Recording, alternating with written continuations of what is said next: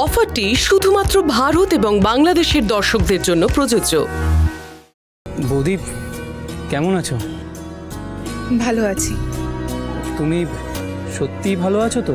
ছেলে আর বর যেখানে ভালো আছে সেখানে আমি ভালো না থেকে কি করে পারি বলো তো? রাখছি। আমরা তারপরে ভিক্টোরিয়া যাব, মনুমেন্ট দেখতে যাব, ইডেন গার্ডেন্স দেখতে যাবো। আচ্ছা নীলা, আমি একটা জিনিস ভাবছিলাম যে কালকে গুড্ডুকে নিয়ে না আমরা শহরটা দেখাতে বেরিয়ে পড়ব। হ্যাঁ, আমরা তারপর ভিক্টোরিয়াতে যাব, ইডেন গার্ডেন্স যাবো, সব সামনাসামনি দেখবো। আর মোবাইল ফোনে নাই, তাই না গুড্ডু শোনা? তাই না? এই তো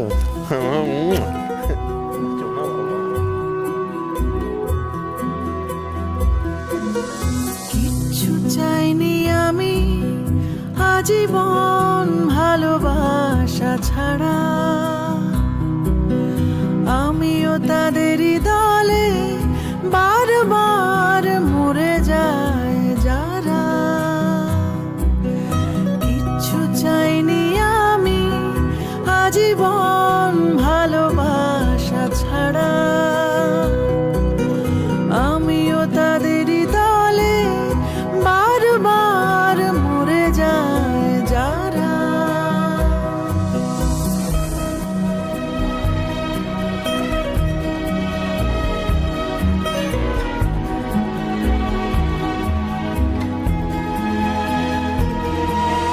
নীল প্রাসাদের সিঁড়ি ঢেকে রাখে ধূসর কুয়াশা, বারবার মরে গিয়ে আমাদের ফিরে ফিরে আসা। নীল প্রাসাদের সিঁড়ি ঢেকে রাখে ধূসর কুয়াশা, বারবার মরে গিয়ে আমাদের ফিরে ফিরে আসা। দেখেছি তোমার বাড়ি নগরের প্রতি বাঁকে বাঁকে, দেখেছি তোমার বাড়ি নগরের প্রতি বাঁকে বাঁকে। চিনা কিশোরীর মতো আমাকে নানান নামে ডাকে, আমাদের পথ যে মানুষেরা দিন গনে তাই, আমাদের পথ যে মানুষেরা দিন গনে তাই। তোমাকে ভাবে যেন আজীবন ভালোবেসে যায়।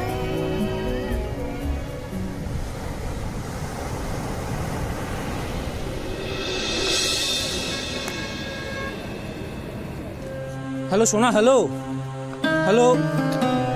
ধ্যাৎ, এখানে তো কোনো ফোনই লাগতে চায় না।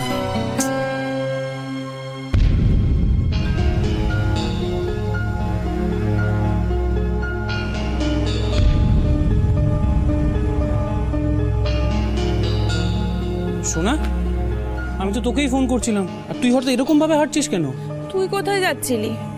আমার আর মাত্র তোকে নিয়ে টেনশন হচ্ছিল। তুই তাড়াতাড়ি দুদিন অফিস থেকে ফিরলি, আজ হঠাৎ তো দেরি হচ্ছে দেখে আমি ভাবলাম যাই একটু এগিয়ে গিয়ে দেখে আসি। এমনিতেই নতুন জায়গা, নতুন অফিস। প্লিজ ছোটদা, তুই না দয়া করে আর ওটাকে অফিস বলিস না। তুই জানিস রাজ্যের পাতাখোর মাতাল সবার আড্ডা ওখানে। ওরা কখন কি ওষুধ খাবে, ওরা কখন কি খাবার খাবে, ওদের বাড়ির লোকদের কি হবে, সবটা আমাদেরকে ঠিক করতে হয়। এত ঝামেলা না আমি আর নিতে পারছি না, আমার রাগ হয়ে যাচ্ছে। দেখ শোনা, রিহাবের কাজ তো ওদেরকে নিয়েই। জঘন্য কাজ রে, একদম জঘন্য কাজ। তুই জানিস আজকে ছোটাছুটি করতে গিয়ে কি হয়েছে? দেখ দেখ, আমার জুতোটা ছিঁড়ে গেছে। এ হে, এই জন্য তুই খুঁড়িয়ে খুঁড়িয়ে হাঁটছিলি? তুই একটা কাজ কর, তোর জুতোটা আমাকে দে। কেন? তুই দে না, আমি জুতোটা সারিয়ে আনছি। আর তুই একটা কাজ কর, তুই আমার জুতোটা পরে বাড়ি চলে যা। আরে কি হলো, কি এত ভাবছিস? এমনিতেই মা টেনশন করছে, তাড়াতাড়ি কর। তুই আমার জুতোটা পরে বাড়ি চলে যা, আমার জুতোটা দে দে দে দে দে। নে ধর। কিন্তু তুই? আমি ম্যানেজ করে নেবো, চাপ নিস না। শোন ছোটদা, তোর এ সমস্ত ভালো মানুষই না আমি সব বুঝতে পারি তোর আসল মতলবটা কি। আমার আবার কিসের মতলব? তাই না? এই যে তুই দিন রাত্রি মায়ের সামনে মাকে ভালোবাসার নাটক করে চলেছিস, যাতে দাদাদের সংসার থেকে মাকে দূরে সরিয়ে রাখতে পারিস।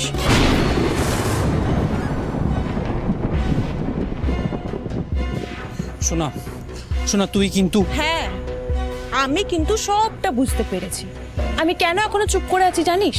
কারণ এখনো কিছু বলার মতন সময় আসেনি। তাই শুধু মা একবার পুরোপুরি সুস্থ হয়ে যাক, তারপর আমরা কলকাতা ফিরবই। ঠিক আছে, তুই যা করার তাই করিস, এখন বাড়ি চল।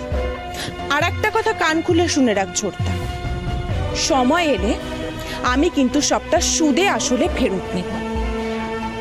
মা কি করবে সেটা আমি জানি না, তবে আমি কিন্তু বৌদিকে ছাড়ব না। আর তুই যেই বৌদিকে বাঁচানোর জন্য এত কিছু করছিস না, সেই বৌদির বাপের বাড়িতে আমি কিন্তু আগুন জ্বালিয়ে দেব।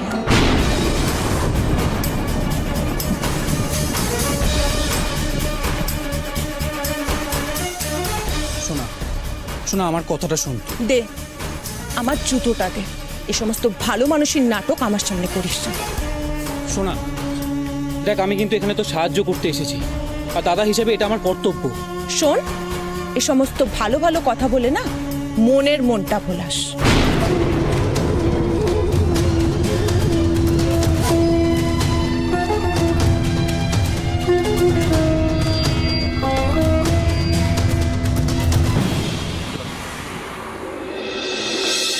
আমাকে আমার বরের সাথে যেতে হবে, বুঝলে, সেই মাসির বাড়ি দমদমে। হ্যাঁ, এই তো হয়ে গেছে। বলছি, তোমার মাসির বাড়ি না তোমার বরের মাসির বাড়ি? আমার মাসির বাড়ি তো, সেই গত পরশুও তো গেছিলাম আমার জ্যাঠ শাশুড়ির মায়ের বাড়িতে। বাবা, আমার বরের এগুলো খুব আছে জানো তো, কার সাথে কতদিন কথা হয়নি, ফোন করে কথা বলতে হবে, দেখা হয়নি, দেখা করতে হবে। আমার বরের সাথে বেরোতে খুব ভালো লাগে। হ্যাঁ, বরের সাথে বেরোতে তো ভালোই লাগে। আমি একটু হাত মুখটা ধুয়ে আসি। হ্যাঁ,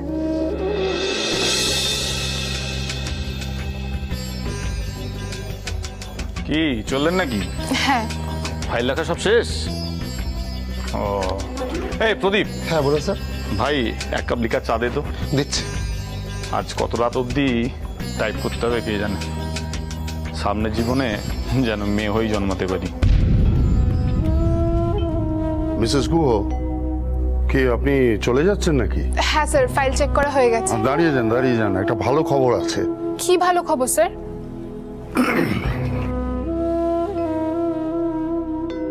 আমি আরএন ব্রাদার্স কোম্পানিতে ভিজিটে গিয়েছিলাম। আমাদের স্যার বলছিলাম যে বলো। ওকে একটা কথা বলতাম। বেশ। বলছি যে তোমার তো এখনো সময় লাগবে নাকি, আমি বেরিয়ে যাই? হ্যাঁ হ্যাঁ। স্যার আসছি তাহলে। ওকে, চললাম। হ্যাঁ স্যার। আরএন ব্রাদার্স কোম্পানির সাথে আমাদের অনেকের দিনের সম্পর্ক, অনেক বছরের সম্পর্ক। এবার ওরা একটা রাইস মিল করবে ভাবছে। এই রাইস মিলের প্রজেক্টের দায়িত্ব আমি আপনাকে দিতে চাই। অফিস, লোকেশন, জমি সব কিছু দেখে আমাকে একটা ভালো করে প্রজেক্ট রিপোর্ট জমা দিন। আমি ব্যাংকে জমা করব। আর এই কাজটা খুব ভালো করে করতে পারলে আমি সিনিয়র ম্যানেজারের কাছে সুপারিশ করব, যাতে আপনার প্রমোশন হয়। Thank you sir, thank you. কবে থেকে শুরু করব? এই কাল পরশুর মধ্যেই। Okay sir. এই প্রজেক্টের জন্য কিন্তু আপনাকে বর্ধমানে যেতে হবে। বর্ধমান?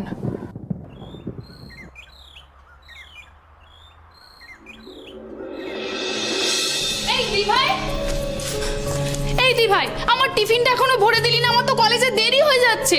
আরে বাবা, সব তো বানানোই আছে, খালি ভরে দেবো। এই এক্ষুনি দিবি, চল। দেখছিস না আমি ঝাড় দিচ্ছি, আর একটু বাকি আছে, এটা আমি করে নিই, তারপর করে দিচ্ছি তোকে। তিথি,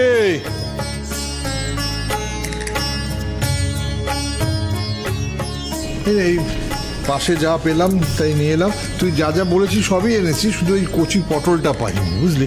আসল ভেতরে মিষ্টির প্যাকেট আছে, ওখান থেকে মিষ্টি বার করে রাখিস, ওর টিফিনে দিয়ে দিস। হ্যাঁ ঠিক আছে। ও আরেকটা কথা, বিথি বলছিল যে সায়নের নাকি আজকে আসবার কথা। তাই নাকি? এটা খুব ভালো খবর বাবা।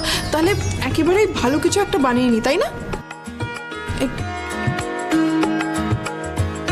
আচ্ছা বিথি, সায়ন আসবে এই কথাটা তুই আমাদেরকে আগে বলিসনি কেন রে?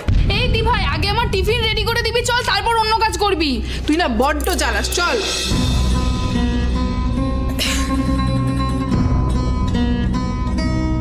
কি রে, তুই বললি সায়ন তোকে ফোন করেছিল, তা কখন আসবে?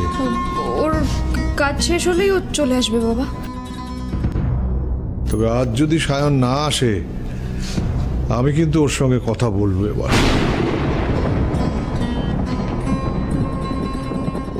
এসো এসো এসো। আরে অংশু, এসো এসো এসো। বাবা, মিতা সুপর্ণা সবাই এসেছো? হ্যাঁ, ভেতরে এসো, ভেতরে এসো, ভেতরে এসো।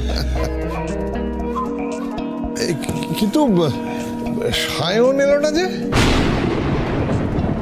সায়ন? হ্যাঁ আজকে সায়ন আসার কথা ছিল বুঝি? হ্যাঁ, বিথি তো তাই বলছিল।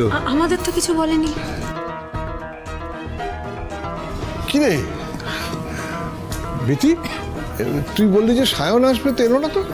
বাবা, ও যখন অফিসে ছিল কালকে, তখন আমার ওর সঙ্গে কথা হয়েছিল,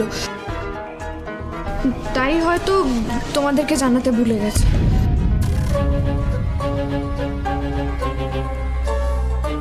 কি রে, সায়ন চলে এলে কি হবে? আমি কিন্তু সায়ন আসার ব্যাপারে কিছু জানি না। বলছি যদি এসে যায়?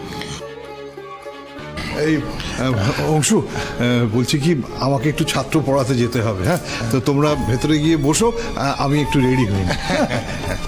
বিথি, যা ওদের ভেতরে নিয়ে গিয়ে বসা।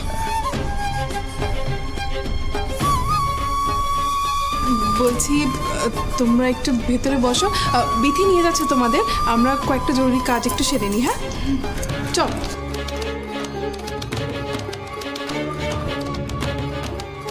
বিথি, বলছি সায়ন তোমাকে সত্যি ফোন করেছিল? না, করেনি। তোমরা আর এখানে এসো না, আমি চাই না যে তোমরা এই বাড়িতে আর আসো।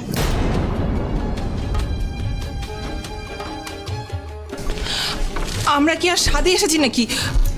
আমি নিজে মুখে বলতে পারবো না। বলছি তোমরা যাও না, বলো না গিয়ে। দেখো, আমরা মানে বাধ্য হয়ে এসেছি তোমাকে একটা খবর দিতে। কি গো, তুমি বলো না, আমার কথা তো বিথি বিশ্বাস করবে না। দেখা না আইনি কাগজটা। আইনি কাগজ? এগুলো দেখলেই বুঝতে পারবে। বিশ্বাস করো, আমরা কোনো রকম মিথ্যে কথা বলছি না। আসলে সায়ন তোমাকে ভুলে যেতে চায়। এগুলো ডিভোর্সের কাগজ।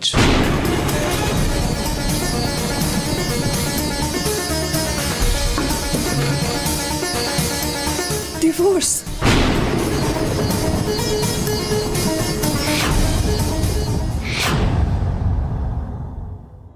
আচ্ছা রবি, তুমি কেন এমন করো বলো তো? নিজেও কষ্ট পাও, আর তোমাকে কষ্ট পেতে দেখে আমারও খারাপ লাগে। হ্যাঁ রে, তোর শরীর এখন কেমন আছে? মা, ডাক্তারবাবু বলে গেছেন রবি যা ওষুধ খেয়েছে তার রেশ পুরোপুরি না কাটলে ও সুস্থ হবে না। সারাক্ষণ মাথায় বাজে চিন্তা কিলবিল করতে থাকে। একটু যদি শান্ত হয়ে থাকতিস, তোর সংসার সোনার সংসার হতো। আমি ওকে তাই বললাম। এমন লক্ষ্মীমন্ত মেয়েকে বউ হিসেবে পেয়েছিস, কোথায় একটু আদর যত্ন করে রাখবি। কত লোক কেঁদেও সন্তান পায় না, আর ভগবানের কৃপায় তুই এরকম ফুটফুটে দুটো সন্তান পেয়েছিস। কিসের অভাব তোর? সব কিছু নিয়ে মা, তোমার এই জ্ঞান না আমার জাস্ট অসহ্য লাগছে, জানো তো, আমার ভালো লাগছে না। দেখে তুমি আর মন যদি আমার জীবনে না থাকতে, আমি অনেক খুশি থাকতাম, অনেক শান্তিতে থাকতাম। কুচি করেছো তো, বলো বাড়িতে ধরো তো বাবা।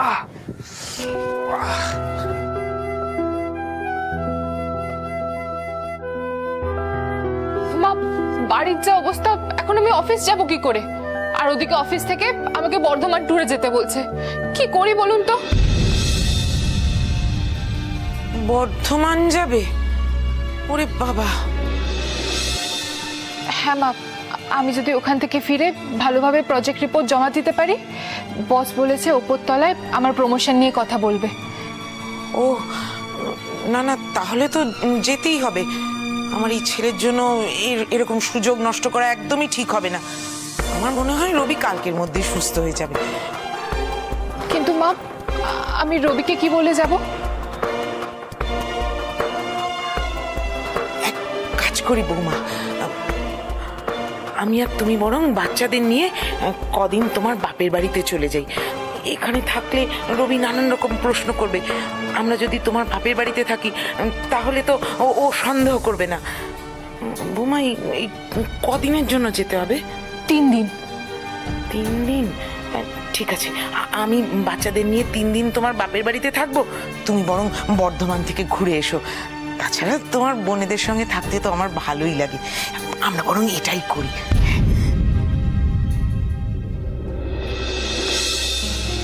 আমি মানতে পারছি না, তোমরা মিথ্যে কথা বলছো।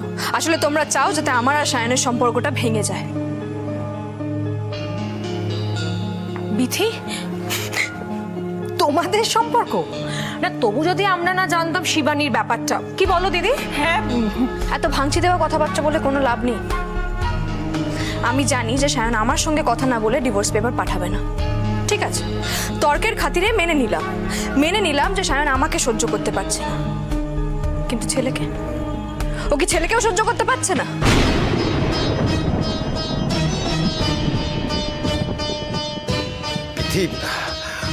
আমরা সায়নকে বোঝানোর চেষ্টা করেছি। বুঝতে পারছি শায়ন এরকম একটা কিছু করতে পারে, তুমি মেনে নিতে পারছো না। বিথি, আমরা বাড়ি থেকে আসার আগে এটা নিয়ে আলোচনা করছিলাম যে তুমি উল্টে আমাদেরকে অবিশ্বাস করবে। অবিশ্বাস করি তার কারণ আমি জানি তোমরা মিথ্যে কথা বলে কতটা নাটক করতে পারো।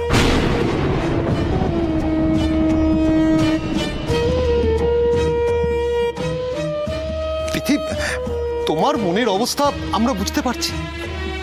ঝগড়া অশান্তি হতেই পারে, তাই বলে সায়ন যে ডিভোর্স ফাইল করবে এটা আমরাও ভাবতে পারিনি। দেখো, বেশ কয়েক মাস তো হলো আমরা একই ছাদের তলায় আছি, আমরা একই বাড়ির বউ, কষ্ট তো হবেই। দেখো দিদি, ভেতরে বাবা আছেন, দিদিরাও আছে।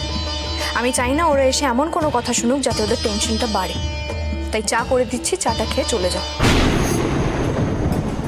শোনো মেয়ে, বড্ড তো ফরফর করছো। ছোটবেলায় মায়ের কাছে একটা কথা শুনেছিলাম, যে মেয়ের স্বামী করে হেলা তাকে ভূতেও মারে ঠেলা।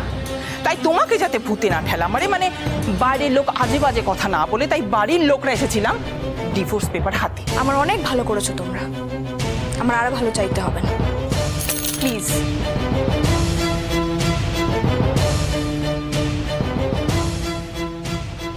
এবার তাহলে আমার শেষ তাসটা খেলতেই হচ্ছে। এটাই হচ্ছে আমার ব্রহ্মাস্ত্র। বেশ, তাহলে তুমি নিজেই সায়নের সাথে কথা বলে নাও, দেখো ওর কি মত। কি মিতা? সেটাই ভালো হবে, বেকার বেকার আমরা দোষের ভাগিদার হয়ে যাচ্ছি। আমি ফোনটা করছি। হ্যালো সায়ন, আমরা বিথির বাপের বাড়িতেই আছি। না না, বিথি আমাদের কথা কিছুতেই বিশ্বাস করছে না, ডিভোর্সের কাগজ দেখেও বিশ্বাস করছে না। না না, তুই শোন, আসল কথা হলো কি, তুই একটু বিথির সাথে কথা বলতো।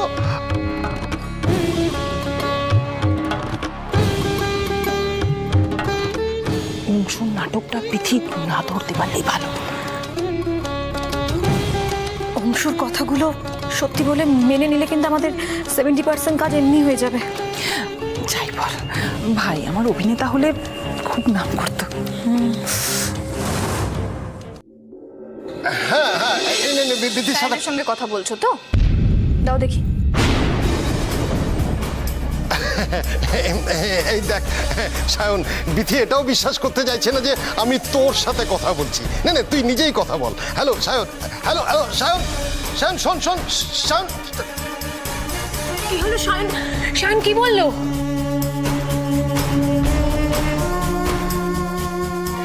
কিরে অংশু চুপ করে গেলি কেন? ফোনটা কেটে দিল। সায়ন বললো ও তোমার সঙ্গে কথা বলতে চায় না। আমরা যিনি আরেকবার ফোন না করি এটাও বলে দিলাম। তুমি আমাকে ফোনটা দিলে না কারণ তুমি সায়নের সঙ্গে মিথ্যে ফোন করছিলে। তুমি যদি আমাকে ফোনটা দিতে তাহলে আমি বুঝে যেতাম যে ফোনের ওপাশে কেউ ছিল না, আর এটাও বুঝে যেতাম যে সায়ন আমার সঙ্গে কথা বলতে চায় কি চায় না। ঠিক আছে, তুমি শায়নকে ল্যান্ডলাইনে ফোন করো, তাহলে শায়ন তোমার ফোন নাম্বার দেখতে পাবে না, তুমি বিধির সাথে কথা বলিয়ে দেবে। না, সেটাই ভালো হবে। হ্যাঁ,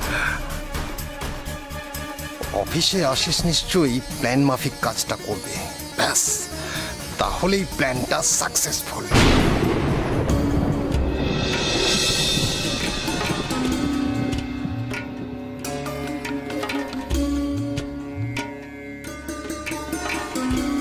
সায়ন যে কখন আসবে, ওর সঙ্গে আমার ইম্পর্টেন্ট দরকার ছিল। আরে বাবা, এখনই ওর বাইকের চাকা পাংচার হচ্ছিল।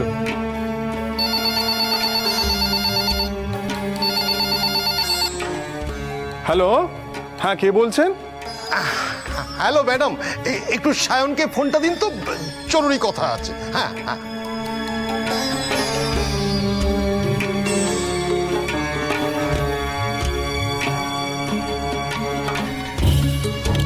হ্যাঁ, শায়ন তো অফিসে নেই, আপনি আমাকে বলতে পারেন। কি বলবেন বলুন।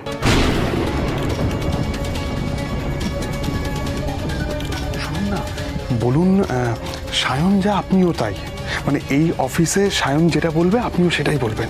হ্যাঁ বলুন বলুন। আপনি আমাকে বলুন, এই অফিসের শায়ন যা আমিও তাই।